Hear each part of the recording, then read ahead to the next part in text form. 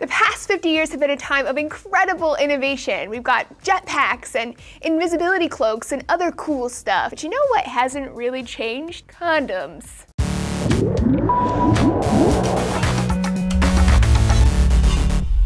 Hey everyone, Lacey Green here for D News. Let's be real, condoms are pretty awesome. They prevent most types of sexually transmitted infections. They prevent babies when you're like, no thanks, don't want a baby. They're very fashionable and come in an array of sizes, colors, flavors, and thicknesses. It's good stuff, but maybe not as good as it could be. Usage isn't as high as it should be ideally in any region of the world, and one of the reasons some male users refuse to strap up is because it diminishes pleasure. So Bill and Melinda Gates are like, okay, send us a proposal for a new kind of condom, and if we like it, we'll send you 100 grand. A new kind of condom that won't diminish any sensation, that's easy to use, and can be distributed across developed and developing nations on the cheap. A new condom that people will always use every single time, without sex educators begging them to do so. Lots of folks across different countries have come out with their intention to compete for the Gates grant. It's like the Hunger Games for penises. Actually, maybe that's not the best analogy, but you see what I'm saying, right? So what might the new condom look like? A hopeful candidate for funding is a South African company that claims to have the next big thing. It's a female condom that, unlike the clunky female condoms of present, is